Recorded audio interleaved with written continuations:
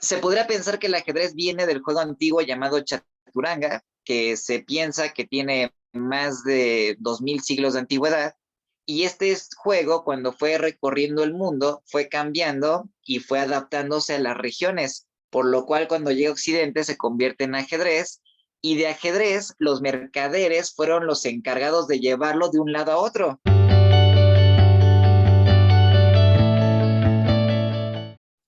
Y cuando el ajedrez llega a Europa, es cuando se empiezan a tropicalizar las piezas. ¿A qué me refiero? En el chaturanga, el guerrero era un guerrero normal de un regimiento, de un ejército. En el caso de Europa, ya se convierte en un soldadito, en un soldado con su armadura metálica, y ya cambia la figura. También el carro de batalla, que eran los carros estos enormes que cargaban los armamentos, cargaban las municiones, cargaban todo para poder llevar un ejército de un lado a otro, se fueron cambiando. Cuando llegaron a Occidente, se cambió de un carro de batalla a las torres, que son el símbolo de los castillos medievales. Posteriormente, el caballo o el jinete, ese sigue siendo el mismo. El jinete del chaturanga es el mismo caballo del ajedrez, solo con la diferencia de que el otro era un guerrero montado a caballo, y en este caso ya es un caballero medieval, ¿no? Esto es un caballero con su armadura arriba del caballo, y es el caballo que ubicamos dentro del ajedrez. Y aquí viene una parte importante que mucha gente desconoce. Siempre que pensamos en el alfil, pensamos en el sacerdote, o sea, siempre pensamos en el obispo.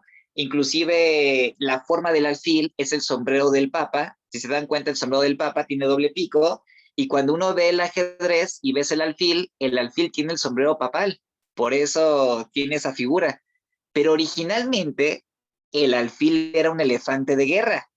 En el chaturanga, inclusive en el ajedrez de los rusos, a los rusos, en ruso, el elefante, o sea, el alfil se llama slon, que la traducción de slon es elefante.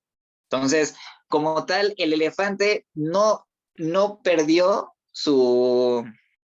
ahora sí que su lugar en el ajedrez, y en Occidente lo pusieron como un obispo, un sacerdote, alguien miembro de la iglesia, pero originalmente es un elefante de guerra. Y como en Oriente se pelean con elefantes, pues es un elefante muy, pero muy poderoso. Y después tenemos al rey, que bueno, el rey era el general del antiguo ejército chaturanga, se pasa a la parte medieval, y durante mil años no existió la reina. De hecho, esta es otra de las partes interesantes de la gente que por primera vez está escuchando el ajedrez. Realmente el ajedrez, como lo conocemos actualmente, solo tiene 500 años. Nada más. El ajedrez antiguo no existía la dama. Y justamente no existía la dama tampoco en el chaturanga, tampoco en el shanki y tampoco en el shogi, pues porque las mujeres no iban a la guerra. Pero resulta que había una cierta reina llamada Isabel de Castilla, Isabel la Católica, que fue tan pero tan poderosa que en el momento que los mercaderes le dieron un regalo a la reina, le crearon la nueva pieza que iba a surgir desde ese momento en el ajedrez. Antes de la dama existía una pieza llamada alferza. El alferza se puede pensar que es, pues, el sirviente real, el consorte del rey, que iba siempre como su sirviente personal. Iba a la guerra y llevaba a alguien que estaba a su cuidado. Y en este caso, ya con el cambio, con la revolución de la reina Isabel, pues el ajedrez tomó dos caminos muy importantes. Número uno, España se volvió en el principal país que fomentó el ajedrez, gracias a que la reina Isabel es la reina del ajedrez. O sea, de todas las figuras del ajedrez, la única que tiene nombre y apellido y sabemos quién fue es la reina. Todos los demás no sabemos quién es, pero la reina sí es la reina Isabel, la católica Isabel de Castilla. Entonces, son esos temas que la gente no sabe del ajedrez, pero pues es interesante saberlo, porque dices, oye, pues sí es cierto, ¿por qué la mujer va a ser la más poderosa del ejército? Pues porque no es cualquier mujer, es la reina Isabel. Por eso mismo tiene esos poderes añadidos en el ajedrez moderno. La lucha de los derechos y de las libertades sociales y civiles también tienen que ver con el ajedrez. Y van a decir, oye, a ver, ya me estás diciendo que todo tiene que ver con el ajedrez. Pues resulta que en el siglo XVIII, antes de la Revolución Francesa, el mejor jugador de ajedrez en el mundo se llamaba André François Danican Philidor. Philidor era un jugador que era brillante y él se movía por las grandes ínfulas de poder de Francia. Y él en una de los del Café de la Gayans, que era el lugar donde ellos jugaban este ajedrez casualmente, un día se le ocurrió decir, que fue su frase más famosa hasta la fecha: los peones son el alma del ajedrez. Esa frase, los peones son el alma del ajedrez, cambió completamente la percepción del mundo intelectual del siglo XVIII. Porque antes la gente que jugaba ajedrez, justamente como hace rato me dijiste, oye, pues ¿con qué orden salen las piezas? Pues yo pensaría, pues mandamos a los peones a morir todos, ¿no? Pues finalmente es el pueblo, ¿no? Es la perrada.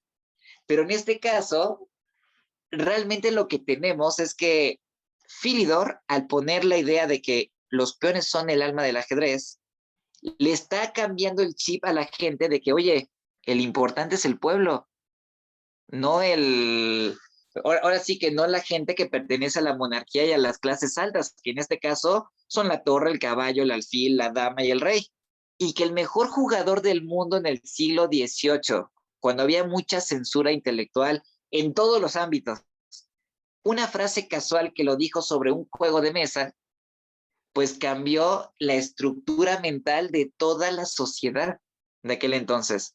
Entonces la gente dijo, oye, pues si el pueblo es lo más importante, pues derroquemos al rey francés.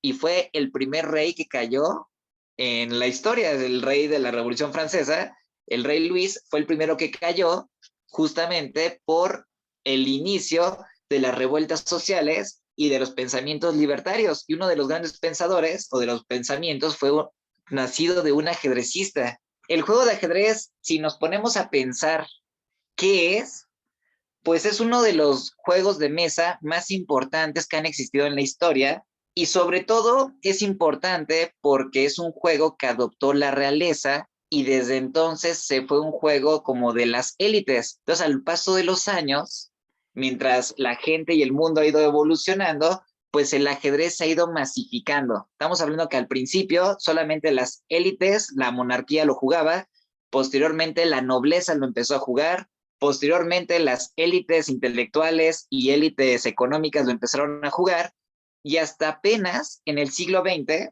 es cuando el ajedrez ya se vuelve como de uso popular.